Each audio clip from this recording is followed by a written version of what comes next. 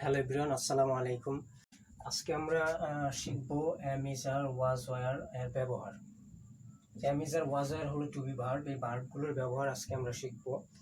তো আমাদের এখানে কিছু সাবজেক্ট দেওয়া আছে, এই সাবজেক্টগুলো ব্যবহার করে আমরা আজকে বাক্য শিখব।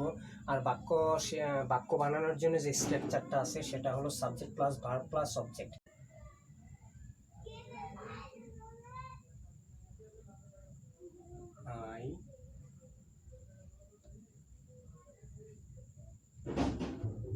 প্রথমে আমরা ফার্স্ট পার্সন দিয়ে কিছু বাক্য তৈরি করব।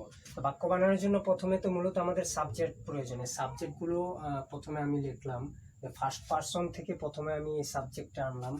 সাবজেক্টের পরে দরকার আমাদের কিছু ভার্ব। আমরা জানি যে first first person singular number অর্থাৎ আয়ের সাথে সবসময় এম ব্যবহার করতে হয়। তা আমরা এখানে আনবো এম।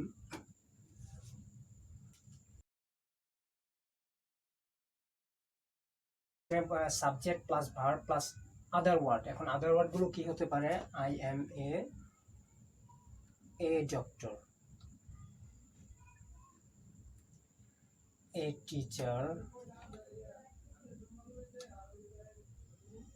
a lawyer। আমরা এগুলোর অর্থগুলো একটু দেখি যে I am a doctor, I am a teacher, I am a lawyer. অর্থ আমি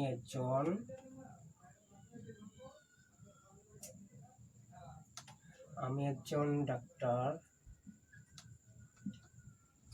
আই এম এ টিচার অর্থ আমি একজন শিক্ষক।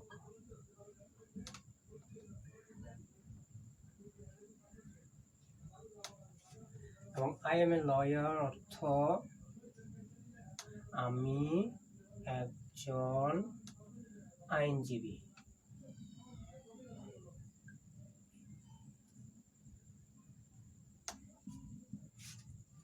তো আমরা ফার্স্ট পার্সন থেকে কিছু বাক্য বানালাম যে first person I am a doctor, আমি একজন doctor. I am a teacher, আমি একজন শিক্ষক। আই এম এ লয়ার, আমি একজন আইনজীবী। আমরা এই স্ট্রাকচারটা ফলো করে সেন্টেন্সগুলো বানালাম। প্রথম হচ্ছে subject plus verb plus other word. আমাদের এখানে প্রথম সাবজেক্ট হচ্ছে আই, তারপর হচ্ছে ভার্ব, তারপর আদার ওয়ার্ড। এগুলো হচ্ছে আদার ওয়ার্ড। এই ডক্টরের, টিচারের, লয়ার আমরা এখানে যে কোনো ওয়ার্ড ব্যবহার করতে পারি।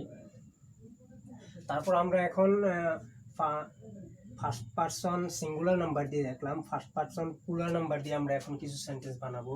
ওগুলো হচ্ছে we are student,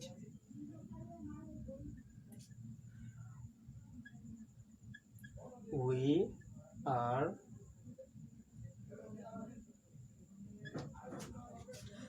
student, we are player, teacher. এগুলোর অর্থ একটু দেখি। উই আর স্টুডেন্টস অর্থ আমরা শিক্ষার্থী। উই আর প্লেয়ার্স অর্থ আমরা খেলোয়াড়।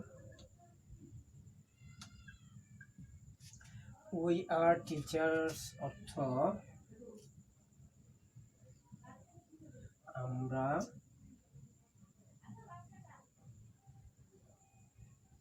শিক্ষক। এই স্ট্রাকচারটা দিয়ে এই বাক্যগুলো তৈরি করেছি যে উই সাবজেক্ট, উই হলো সাবজেক্ট, আর হলো ভার্ব, তারপর হচ্ছে আদার ওয়ার্ডস।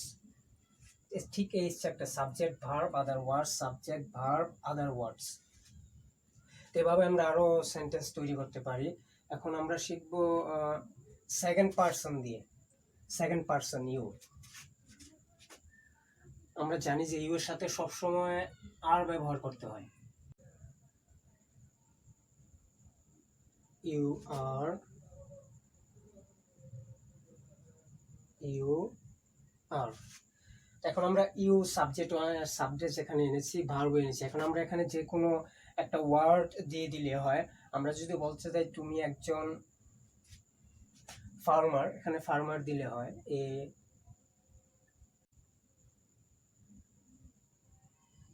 Farmer. You are a farmer, তুমি একজন কৃষক।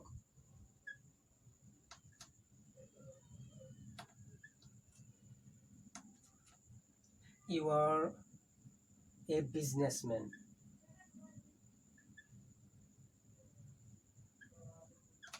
বিজনেসম্যান অর্থ ব্যবসায়ী। ইউ আর এ বিজনেসম্যান, তুমি একজন ব্যবসায়ী।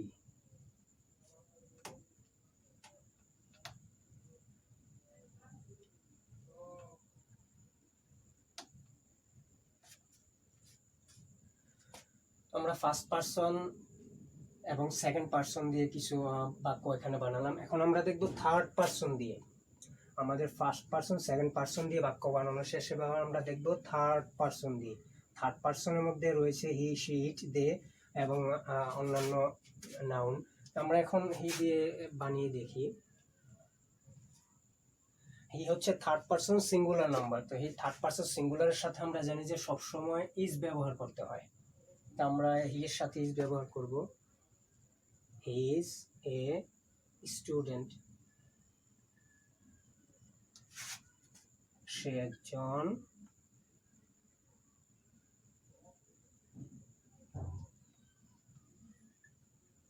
ছাত্র। She is a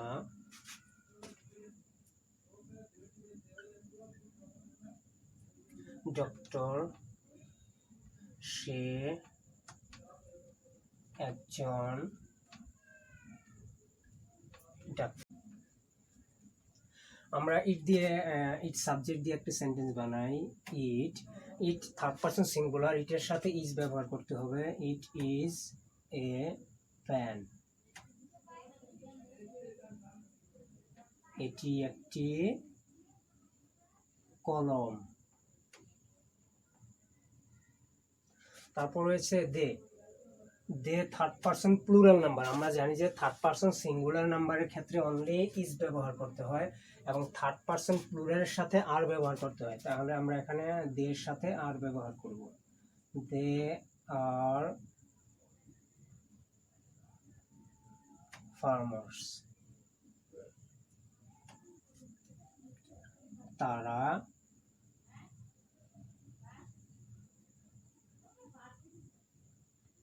কৃষক। থার্ড পারসন সিঙ্গুলারের মধ্যে আমরা জানি যে দুনিয়াতে যত সিঙ্গুলার নাউন আছে সবগুলো হলো থার্ড সিঙ্গুলার নাউন। এখানে কামাল এবং ঢাকা হচ্ছে থার্ড পারসন সিঙ্গুলার, এর জন্য কামাল এবং ঢাকার সাথে ইজ ব্যবহার হবে।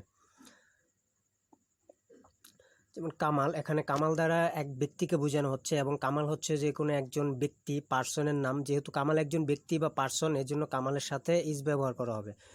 Kamal is a farmer. Kamal is a farmer অর্থ হচ্ছে কামাল একজন কৃষক।